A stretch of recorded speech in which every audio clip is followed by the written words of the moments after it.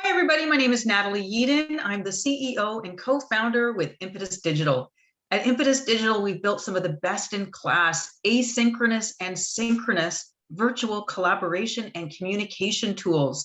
We've been working with life science companies across the globe for the last 13 years to help them change their advisory boards to make them virtual, both asynchronous and synchronous. We've helped with medical education, publication working groups, investigator teams, and everything in between.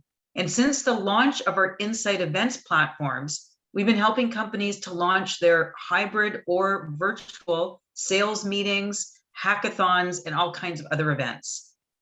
But more importantly, at Impetus, we really believe that everything starts with a conversation. And from these big, hairy, audacious conversations that we have with some of the leading edge thinkers, leaders in healthcare, digital provocateurs, is we can all work to collectively and positively disrupt healthcare. But it doesn't just start with a conversation. We need to sustain them. We need to build upon them. It's precisely the reason that we have the platform that we do, so that we can bring stakeholders together in a series of asynchronous and synchronous touch points over time, so that we can move agendas in a forward direction, build on objectives, do things like developing policies, procedures, new pricing ideas, and kind of pushing us beyond the pill concept. So I'm really thrilled to have one of these leading edge thinkers with me today. This is actually Dyan Bryson, and she's actually a patient engagement strategist working with Inspired Health Strategies. And she is passionate about empowering patients to make better health decisions through win-win connections with biopharma, patient advocacy groups, and through specialty pharmacy engagement programs. She has tons of experience developing and implementing all kinds of initiatives that improve adherence rates, health outcomes, behavior change, as well as basically to contribute to the bottom line, which is important to so many companies. Dyan has over 20 years experience in the life science industry. She's worked with both large and startup biopharma companies. She has experience developing technologies, as well as to help improve health outcomes, as well as behavior change. So Dyan has a recent Pharma Voice 100 honoree. She's also recognized for innovation and balancing the needs of patients and brands. Welcome, Dyan. So happy to have you on the show today. Thank you so much, Natalie. I hope I can live up to that bio. Well, you have tons of experience, Dyan, and you've done some really phenomenal things, and I can't wait to dig into this today. You've been doing so much work with patients for so many years. Did you always know you wanted to do this? Tell us what brought you to where you are today. Well, first, no, I did not know I always wanted to do this. I was a very traditional sales leadership, and brand management person in traditional pharma.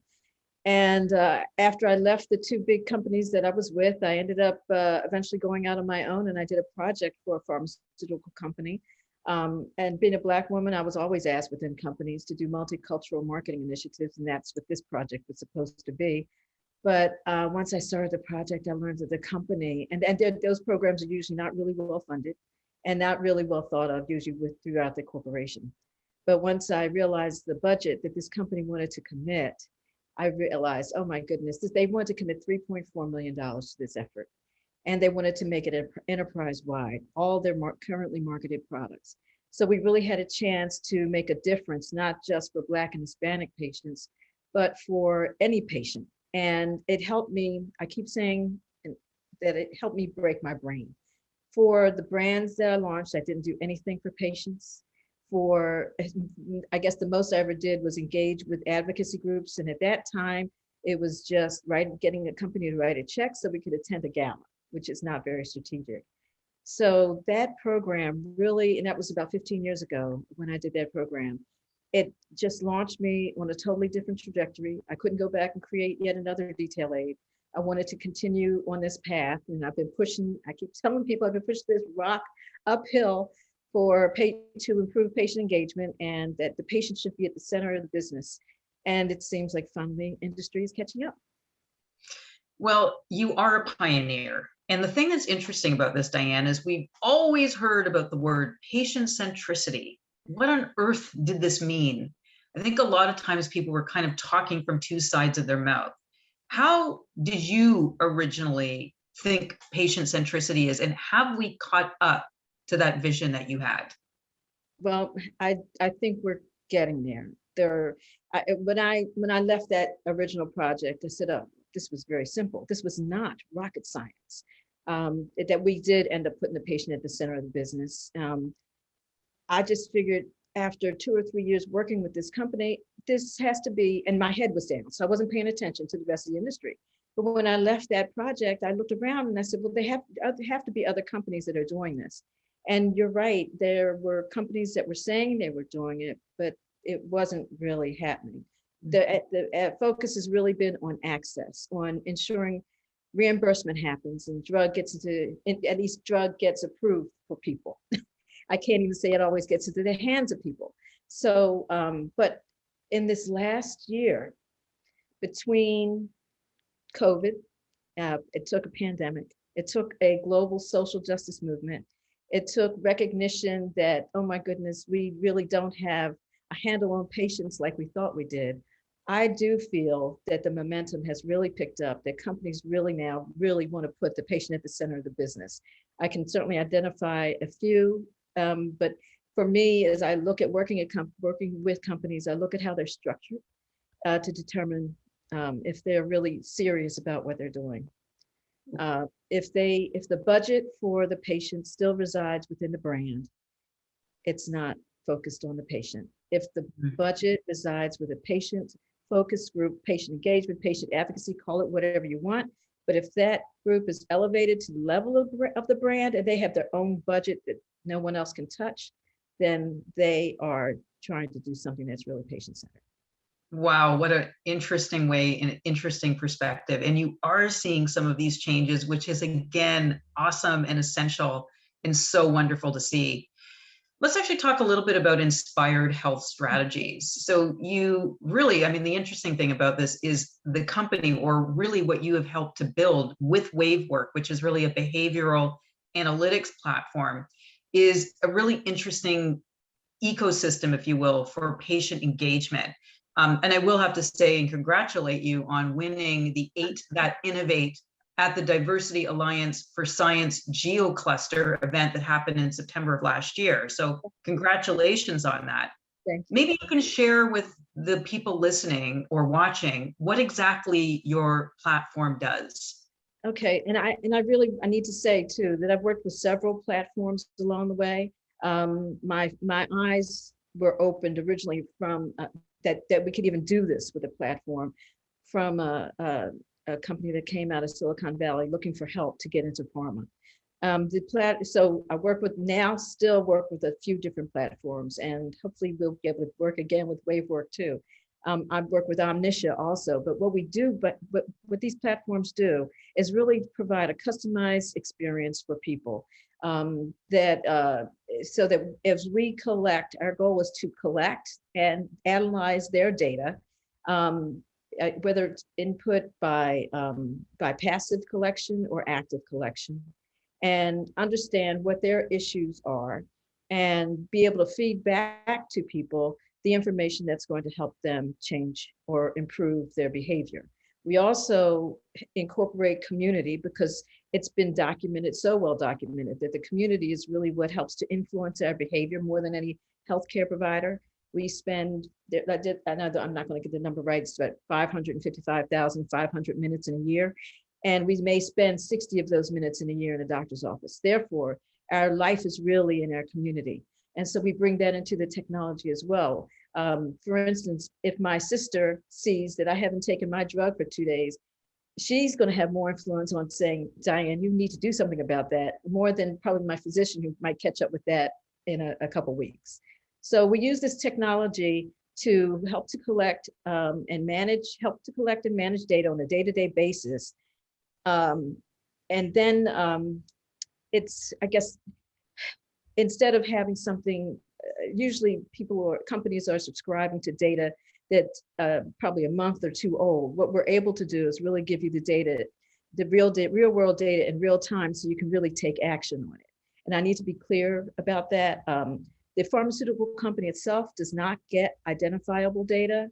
the specialty pharmacy does, or if we're using the platform to recruit and retain for clinical trials, it's the CRO that does. It's never the pharmaceutical company. So the information is still de-identified to the pharma company, but they're still able to see data in the aggregate to help to inform their business decisions.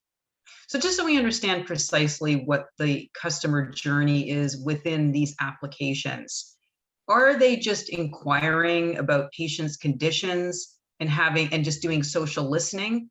Are they engaging in specific types of activities or questionnaires? What exactly is the day-to-day interaction with the technology? It's actually both plus. So for instance, with Omniscia, we have behaviors in the background, and they're able to, patient is able, or user really is able to communicate with a chatbot, and the chatbot will assess whether or not the patient is, and the chatbot could be a reminder. It's something that's really basic, frankly. Say you need to take your medication today, or you didn't take it today, let us know why you didn't take it. And also doing that through utilization of motivational interviewing techniques. Meaning, instead of asking, did you take your drug, or we ask, how many times did you miss it? So it makes it okay to miss it, and then be okay about talking about missing it. And then we can talk about the why. And believe it or not, the chatbot's able to go through that scenario. And the chatbot can assess whether or not the user needs to talk to a human. And so this way we are able to put the resources, limit the resources, the most expensive resources, to the people who really need them. And instead engage on a routine basis with people with the less expensive resources, but certainly very informative and efficient resources to help people manage their health on a daily basis. And again, it's not just about your drug. We're trying to look at people holistically. I wear a Fitbit. I'm one of the crazy people who have had a Fitbit on for the last 6 years. Usually people don't last that long. But my Fitbit certainly monitors my heart rate, monitors my sleep, monitors my activity. And this information can go right into the platform passively, and can do what Fitbit does for me every hour. Diane, you have to get up. You need to take your 250 steps. And it depends on whether or not I value that message, if I'm going to really get up. So if I don't get up, well, let's talk to you, Diane. Why don't you see the value in doing this right now? Is it just that you're busy? You bring up some really interesting things, because we're hearing a lot more about the introduction, if you will, of artificial intelligence in all things pharma, and the list goes on about the usability and the applications. And what's really interesting about what you said is the application of artificial intelligence, or this built-in algorithms built within, which is like machine learning and et cetera, is you're really using it like a triage system. You're kind of filtering people, being able to handle, it's almost like a Q&A, kind of handling all of the things up front, and then filtering out the people who really need the human touch. So tell us a little bit about the building of these algorithms using really important patient-centric kind of engagement principles, everything from like assessing and collaborating, designing, how these are built.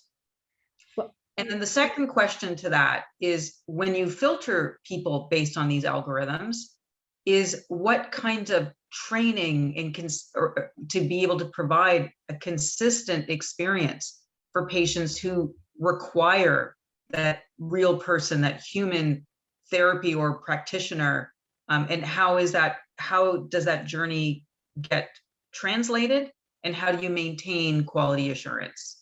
Wow. Okay, that's a lot. I'm going to try to come back and answer all of that. I will say, first of all, that I am not the technologist. I am not the technician that is behind the scenes doing the programming. I would love to have them on hand with me to answer a lot of that.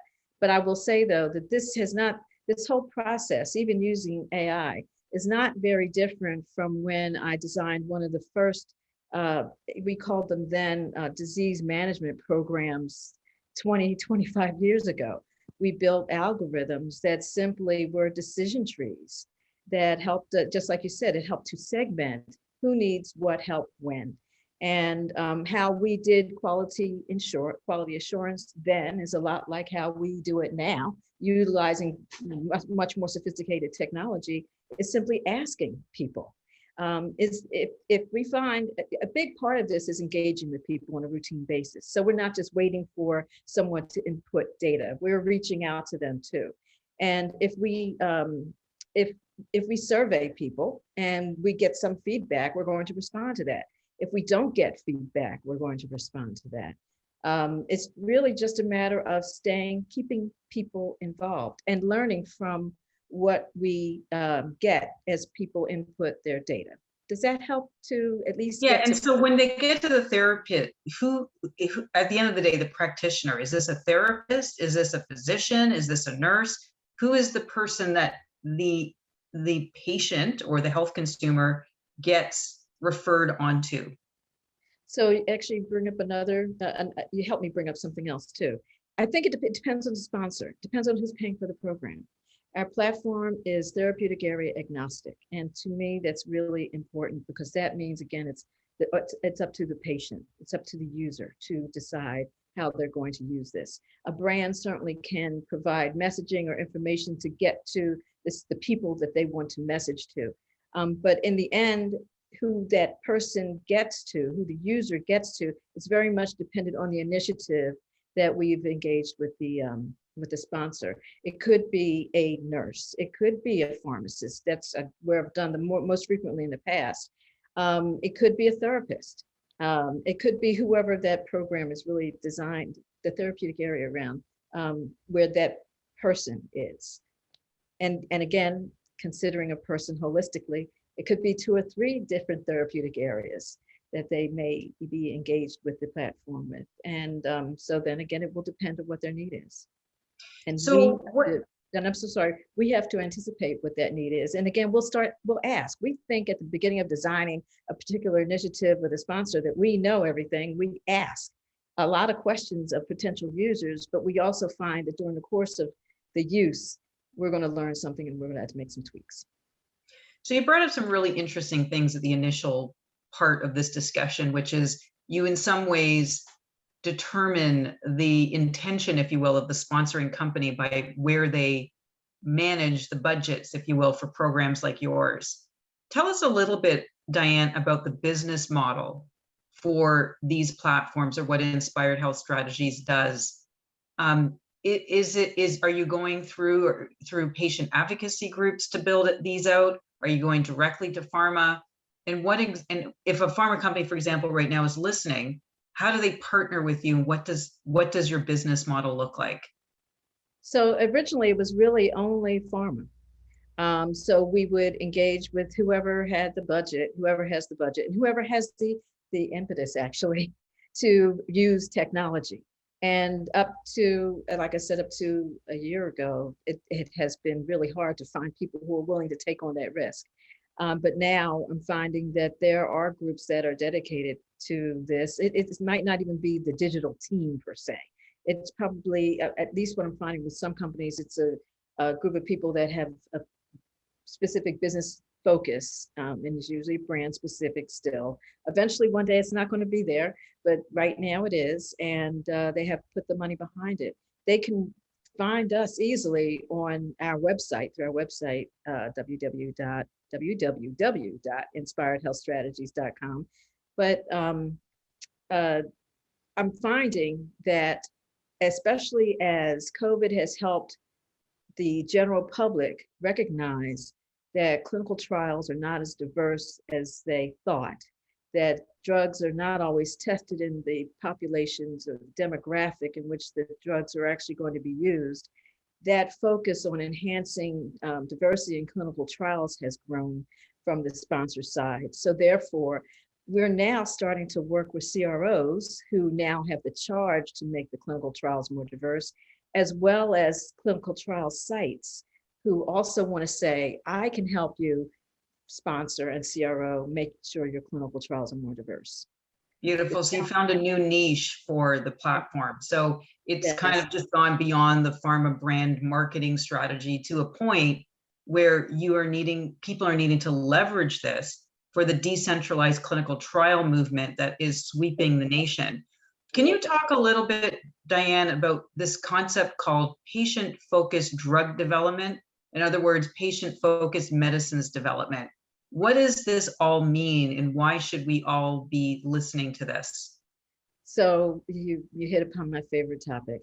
So the FDA has issued guidance a few years ago, patient-focused drug development. And then in Europe, there is a movement, patient-focused medicines development.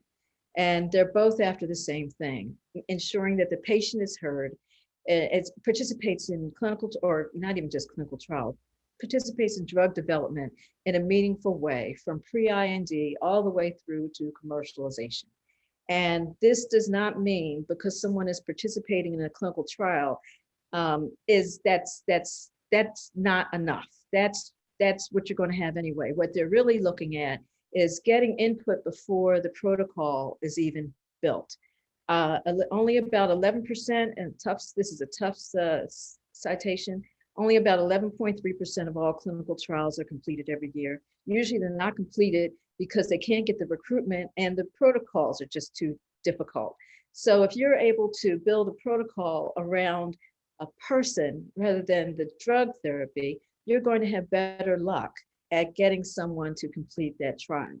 And also when you, I guess up to this point, well, let me back up a little bit because I got so excited. I had been practicing these principles before the FDA had even issued guidance.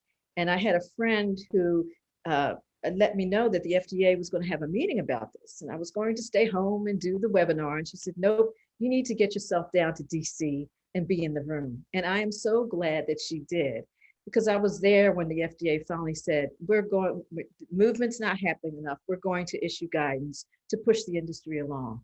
And it probably wasn't until I was on the train on the way home that I realized what that really meant. But I haven't seen the activity that I thought I would see. And I think it's because industry does not know exactly how to apply this. I remember working with the ClinOps team and trying to get them to get patient input early.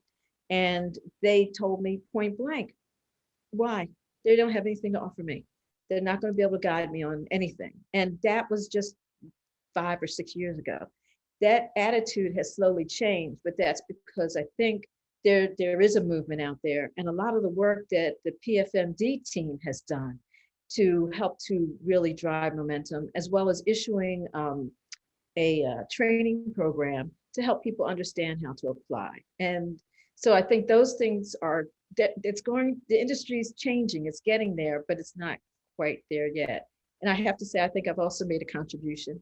And then on my webpage, I have I've been collecting materials over the years so that there could be a resource for people to understand what does it mean to practice PFMD or PFDD, as well as how to enhance diversity in clinical trials. Instead of just saying that these are nice things to do, I have examples on the website of how you can get these things done. And you can just simply download the materials, they're free of charge. And I'm just curating what's out there in the world, just making sure it's available to people in a more focused way.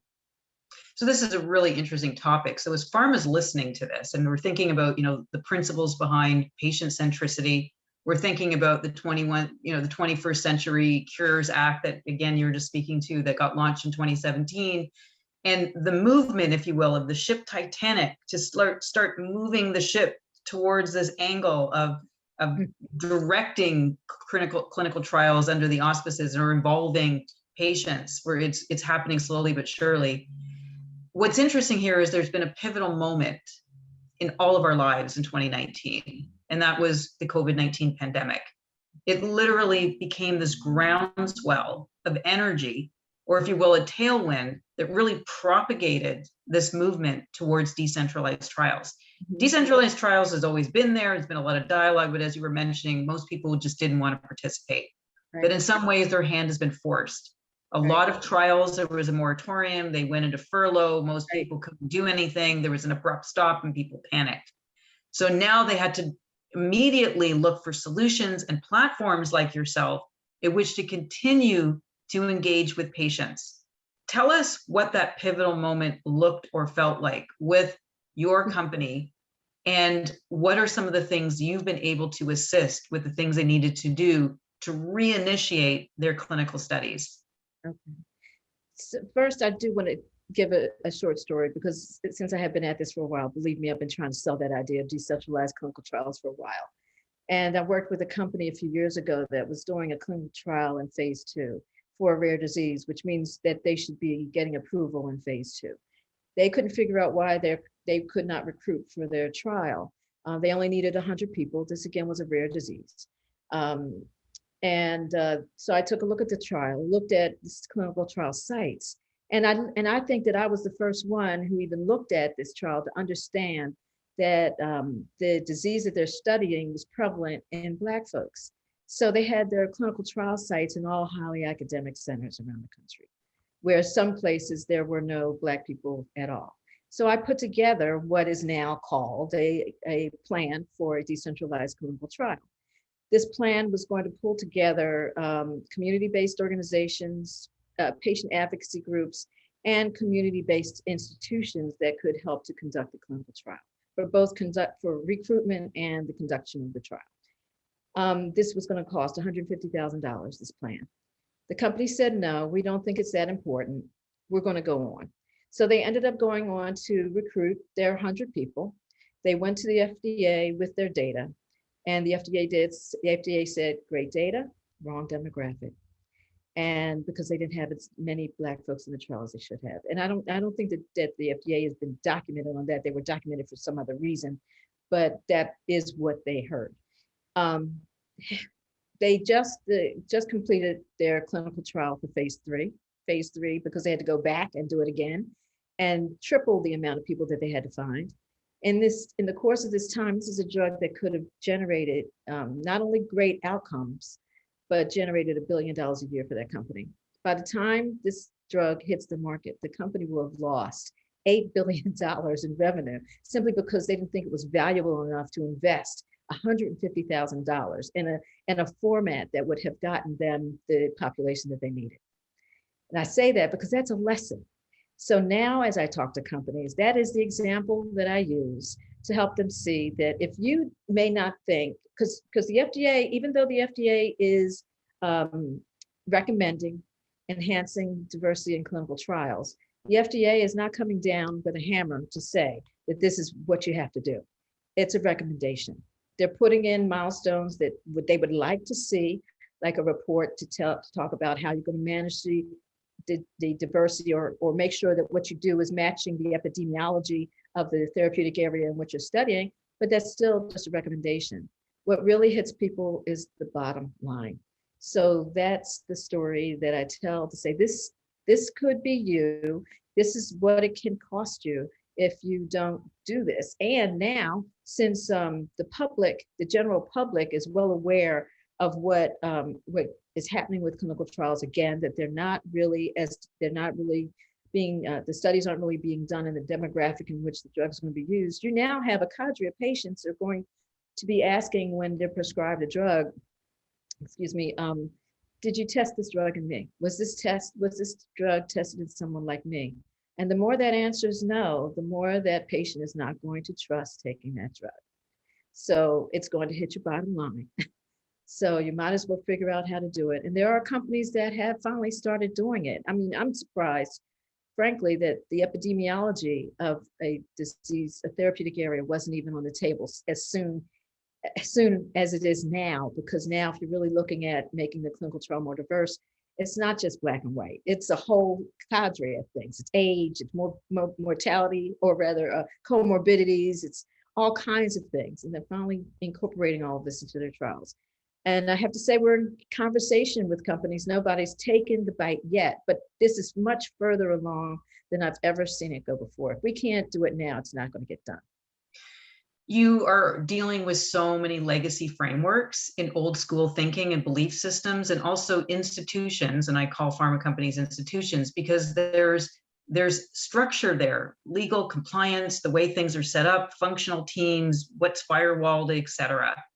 clinical operations and scientific affairs is one of those ways that we do things in a traditional way. Everything from the way IRBs are conducted, to consent forms, to the way things are monitored through CROs using paperwork, which then gets scanned and put into a technology system. And all of this takes time, people, and money.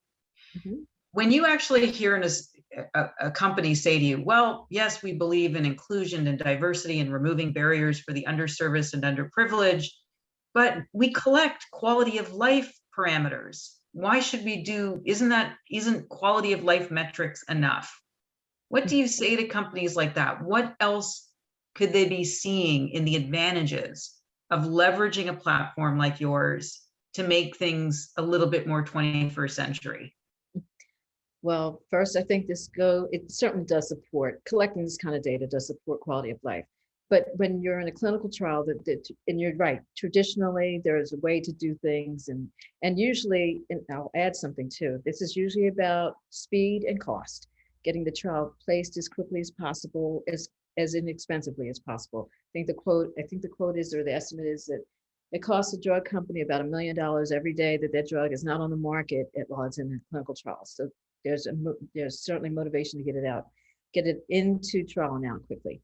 But I have been saying that the competencies that you need to learn in order to collect more than quality of life data, to understand the cultural filters that people have in terms of participating in a clinical trial, or how they manage their life overall, is data that's going to help to inform you not just during the clinical trial, but once you go commercial. That's the same. The only thing that changes is the venue. The people are the same. So I think that putting this cultural filter in helps a bit, but also helping companies to understand that they're going to be using a lot of the same competencies that they already are using now. It's just adding on a set of competencies to understand their audience better, understand the participants better. And that's a speed bump, really. It'll slow you down for a few months. You'll adopt and adapt the competencies, and then you're going to get moving again. So the cost and time is going to go away, but it's just like learning anything in the first place. And I think the technology can certainly help. Finally, now we're moving away from, and this is in terms of communication with people and retention, we're moving away from bringing someone onto a site and thinking we cannot talk to that participant until the end of until their time in participating in the trial is over. If we talk to them then, that's done. We've learned that we have to, just like in commercial side, you have to engage with people along the way. People want to know how, they've given themselves up to you to participate in your clinical trial. They want to know they're making a contribution. They want to know that they've made a difference. They want to hear not only just the results, but they want to hear some mile markers along the way that you can possibly share. And that does take a shift in our thinking, especially regulatory wise. But I know we can do it. Every time I go into work with a company, I make sure that I work with the regulatory team. And I work with them on a routine basis. I don't wait to present something to them once it's baked. I talk to them all along the way. So they're basically co-creating. And they have input along the way. They learn. Diane is not trying to blow us up. Diane really wants to help. And what I have found is that they have the same goal that we do. They just want to make sure we do it within the guidelines, and I have found that they are incredibly creative people, and they will figure out a way to make it work. So when we use regulatory as an excuse as to not to do something, that's exactly what it is, an excuse. Absolutely. It's, people are very hard to change their automaticity, their workflows, their habits. It's easier to do what we're already used to doing. And it's extremely difficult to do anything that's kind of outside of the lines. On that note, I do want to spend a couple of minutes talking about market access. We talked a lot around being able to go into the fringes, to go outside of the traditional in-person high-end clinics that do all of the investigations and all of the clinical trials for all the big pharma companies, and kind of going into the fringes, going into the place where communities are going to influence. Because we've learned a lot from COVID. is that people, as you had mentioned, are influenced by their caregivers, the people that they trust, their family. What are they doing? What are they saying? So we want to go to these places to include more and have more robust databases. But in that comes the intrinsic question of enablement of being able to afford these drugs, being able to have access to them eventually. So where does your company come in? Where does your platform come in terms of delivery of this information or accumulation for population health management, or for insurance companies to understand things, or for patients at an advocacy level to be able to submit or participate in the market access dialogue? So where we look at it primarily, and maybe there are other uses, just like I said, if other use cases are popping up now that eyes are being opened to the use of technology, as well as the importance of the community, the fringes. We look at it as going into the community and really making sure that technology is available to the community. For instance, if we were going to work with a sponsor and they wanted to, again, I'm going back to enhancing diversity in clinical trials, because that's where, again, you have to involve the community. We build relationships with the community-based organizations and the faith-based organizations, all the groups where people already have trust. So, because we don't have any trust from them, they don't trust us. And even when we come, we're big bad pharma. So we build relationships with those organizations, and we eventually earn the right. And like with the example of WaveWork has 3 different opportunities for use for stakeholders. One for a sponsor, so 3 different channels. One for a sponsor, one for a community-based organization, and one for a member of that community-based organization. And so our thinking is we share this app with the community-based organization. And we don't have to push the use of that app. It's the community-based organization that's going to promote the use of that app. It's going to be peer influence that's going to help to create the value of the use of that app. The community-based organization wants to use the app. They want technology and they want to use the app. They can use it to communicate with their organization, share information that they want. But on behalf of the sponsor, we would be sharing information about a brand or specific therapeutic area, or why information on why it's important to participate and why it's safe and what has happened over the years, how we've made things much more safe for people to participate in clinical trials, and help to earn the right to then go in and ask, will you participate? So, or what, and the access issue, I don't think that we have dealt with a lot, because we've seen, at least my perception is that there is not a single pharmaceutical company out there that will allow someone to go away without getting that drug paid for. There are all kinds of ways that reimbursement happens, including foundations. And I've never seen a drug company walk away from and saying, sorry, we can't help you, and we don't know where we can help you, how we can help you. They'll at least direct people to another source. So for us, the access has not been as much the issue. Access is not as much the issue as awareness. And I think, and I want to take an element of your question in looking at different parts of the community or where companies go. We do think that there's more opportunity to use the knowledge and the relationships, and I guess build better relationships with the federal qualified health centers. They have, there are people there are, I work with one center, a series of 7 sites that every month see 40,000 people. It's not 40,000 different people. Chances are about 80% of that number are specifically different people. But that's a lot of people to talk to. And people, and the perception is, well, no, they don't use technology, they don't have phones. Well, that's not true. They do, for the most part.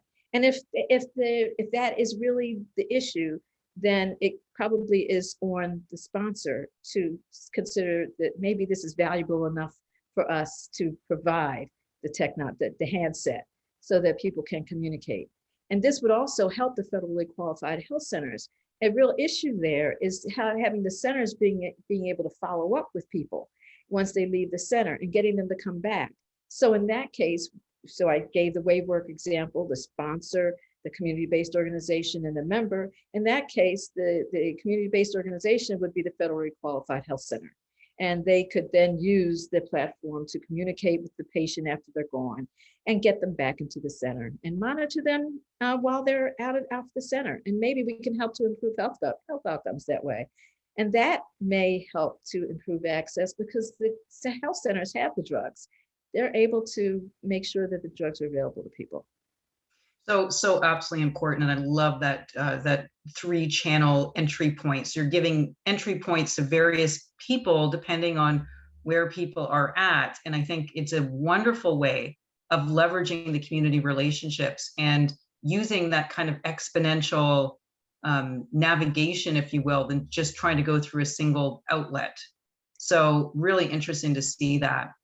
Also wondering about the use case of your company and platform around things like virtual advisory boards. Again, this is what Impetus does, but leveraging this opportunity and this database of people with specific conditions, and being able to tap in either at the individual level or the outlet level or the physician, like whoever who is in your ecosystem, to be able to engage with them through a series of virtual touch points to learn, to gather patient stories, to understand their educational needs, not just language, but culturally, also regionally. What does that look like? And basically maybe mapping out the customer journey map, because I think in some ways the customer journey map, the strategic inflection points for a pharma company, has really changed since COVID.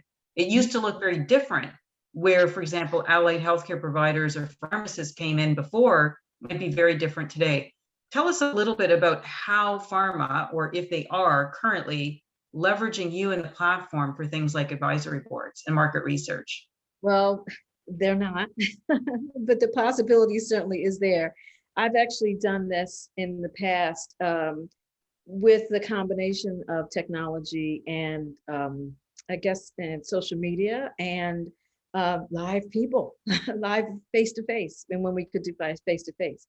And found that when we did that, and then this was when I was within a company, and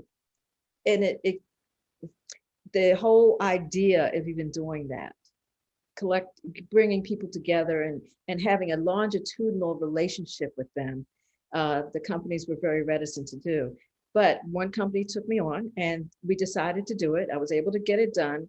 And what they learned was they learned so much about people over time that by the time they got to marketing planning, they knew exactly what they needed to do because the research was already done, because of the relationships that they built and everything that they had learned during the course of that year.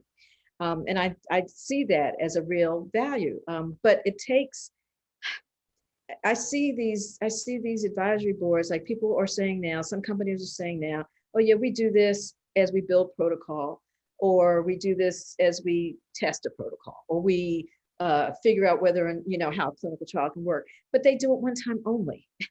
And one time only is only one time, just like you had said. Pre-COVID would have been somebody would have been thinking one thing. Post-COVID, there's a whole new set of behaviors we've taken on. And if you are going on what you learned about a patient before COVID, you just don't know anything. And you really don't know what's happening today. And I would also challenge that the patient journey map changes daily anyway. So I have a couple cats, and I always use my poor cats as an example. If something happened to one of them, I'm taking care of my health. Great. I'm doing everything I'm supposed to do. I'm using my Fitbit like I'm supposed to. I'm getting my steps in. Something happens to one of my cats, I'm done.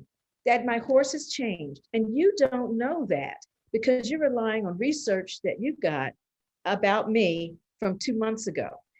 Now, later, maybe 6 months from now, you'll ask me again what's going on. And you don't know that in that interim time, my behavior's completely changed. And now there's not a whole lot you can do about it. You're going to have to start all over again from scratch. But if you stay in touch and you get some understanding over time, you'll be able to make those course corrections and understand what touch points are important. And and it's unfortunate. I look at COVID, it's such a tough situation for the entire planet. but there have been some silver linings. And one of them is that we've learned that pre-COVID time is one time. Post-COVID is all something else altogether. And it's hopefully helped a lot of companies anyway to wake up to the fact that we really do need longitudinal relationships. And the way that you're doing it, and hopefully the way we can get them to do that, is, I think, the most valuable way. I'm working with one company now that is actually doing this with protocol development, and they are doing it. They are bringing in the same people over and over and over again, and they're coming back and asking them, all right, so now that the protocol has been implemented, what do you think? So that we can understand what the issues are early. The challenge, I think, is in our thinking about and how we work with the IRB. I have not had a lot of experience with IRB, but I see them again as another regulatory body that I think if they understood the value of something, they would be amenable to making a change. But I think there's other things in that process that I've never gotten involved with that I understand would need to change also to make sure that we stay current with whatever is, I guess, we learned that it's important to the people who are participating. Yeah, absolutely. There's a lot of bits and pieces. And at the end of the day, I think really what we're saying here, Diane, is this is a very complex situation that requires innovation systems thinking. All we can do is look at incentivization models and start working on the basic principles and start rebuilding the building blocks. This is exactly precisely the reason at Impetus that we believe in the longitudinal authentic partnerships and having these synchronous and asynchronous, getting away from the single one-off, throw everything enough stuff to the wall and hope something sticks type of 6-hour meeting, and be able to realize that people need time to cognate, to ruminate, process, and then you build these partnerships over time. It's precisely the reason we do that in our platform. So I was listening, and you're backed up by several people and organizations who are trying to build the momentum to change this whole thing. I listened to a talk by Clyde Yancey on behalf of NIH, the NIH Clinical Trial Collaboratory, just a few weeks ago. And he was talking about the IRB. He's talking about also the consent form. Why does it need to be 20 pages? He's participating in 1 million clinical trials. He said, what's going on here? Can't we make it 1 page or something simple so that we all can understand it? City, Clinical Trial Transformation, darn, I can't remember what the I stands for, unfortunately. They're trying to make sure that things are a lot more simplified. But again, I guess we're doing, to come back to the longitudinal relationship, we're doing a project right now where we are using the platform in a longitudinal fashion, and to do something very different than what we've even talked about. And that is a company that recognized that it needed to make sure its materials were health literate and culturally relevant. And they are looking at building a guide or helping their agencies understand how to do that. And instead of us going in and doing a single focus group with different groups and getting that information once, we are doing it in a longitudinal manner, so that once we get some thinking from the community, we're going to go do our thing, build something, concept or something, and come back and ask the community, is this what you think it should be? And they're going to tell us, no, this is what we need you to do. This is how we need to have it presented to us. We're going to come back again and they're going to tell us no. And we're going to continue to learn. But we're going to co-create the principles around how to do this, as well as how these materials look and feel. And I can't mention the drug company. I wish I could, because I give them incredible credit for recognizing that there's a real value in investing in doing this. It's absolutely huge. And you bring up so many important things, just going back to the clinical trials and leaving the advisory board piece for a minute. You say so many important things, and there's so much relic and legacy. And you hear sometimes regulators, from FDA and other sorts of organizations, almost spieling off the regulations like, 2.13 or whatever. It's almost like it's this law that we have just kind of laden ourselves with. And it literally almost appears impossible to get out of the fetters of that legislation and the compliance regulations. And you brought up an important point around these arduous consent forms and these volumes that people have to go through. And so it already excludes a certain percentage of the population. And as we start to think about these newer ideas around e-consent, or lo and behold, the opportunity to get away from paper altogether and allowing CROs and other people involved to do data entry directly into a tool to save time and money and accelerate recruitment and accelerate the propensity to finish a trial so that you're not the 11% that doesn't complete. Why do you believe people are so resistant to this type of, to this really positive change? I think, well, the industry has been able to get along without having to make a lot of change. I was on a project with the Drug Information Association, and as COVID blew up, I guess, and we were working with some CROs on this planning committee, and I had not known until then that most of the CROs are paper-based. It just blew my mind. How are you paper-based? So I think that we say we're innovators in this industry, and we're able to get away with that because the great drugs that we are able to develop and get onto the market and really help people, that in itself is an innovation.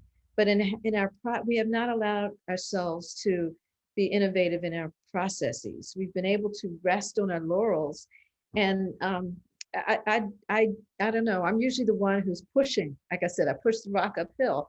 I'm usually the one that's pushing for some change. I think change is simply hard for human beings. But I look at, and I'll go back to the DIA meeting for just a minute because that's public, so I can talk about this. They had a meeting that talked about enhancing diversity in clinical trials. And we were going, most of the people on the agenda talked about what you should do if. And I went out and I found 2 companies that are actually doing it. And that was Astellas and Takeda. And they both talked about how they had to break down models within the company to make sure that they could do just what we're talking about. And they talk about they talk about exactly how, politics gets in the way, how money gets in the way, how tradition gets in the way. But these 2 companies, and there could be others, but these are the 2 that at least I talked to on video, that really decided that we want to make a change. And they have the support from the top, and they're making sure that the company is aware, the others in the company, not just the people who are immediately impacted by what changes that are being made, but they're making sure that they amplify this information and the impact that they're making to the rest of the company. So the company starts to learn as a whole the value of going in a different direction. That yes, it's hard, but we're going to keep going that way because we think it's important. So I would tell the audience to take a look at what those 2 companies are doing, and we can all learn from them. I think that is just a wonderful way to finish off this presentation or this discussion in a very positive light. I think that we're truly, Diane, in a time of enlightenment. We've seen tons of change in this period, geopolitical, social, economic. So I choose, just as yourself, to see the silver lining in this and see this as an invitation that so many people like yourself are really digging in, gaining the traction on the conversations that you've started many, many years ago. And people are actually listening now. So very, very exciting. So for anybody who's interested in connecting with Diane to learn more about the inspired health strategies, ways that you might be able to partner with her and her company and the technologies to pursue and move forward with all kinds of interesting communities, increasing the inclusion, diversity of your clinical trials, and really incorporating some concrete patient-centered principles in what you're doing. I invite you to look for those contact details in the show notes below. I also encourage you to take a look at impetusdigital.com. If you like this conversation and you are one of those people that is looking to innovate, you're a visionary, or you're a brand that's simply interested to see about how to move your clinical trials forward, how to get beyond some of the legacy issues with IRBs and e-consent forms, patient-reported outcomes and ECOAs and all kinds of other things. You want to bring stakeholders together to determine and develop and co-create new policies, new procedures, new educational documents. This is precisely what we do at Impetus through a series of synchronous and asynchronous touch points built together in what we call a longitudinal expert engagement plan over time. And we can actually help you build that through our platform and orchestrate all of the project management. We want to thank everybody for their time today. We appreciate if you can like and subscribe, and we would love if you could leave us a review on our podcast channel. Thank you, everybody. I want to appreciate Dyan for a fantastic conversation and wishing everybody a great day ahead.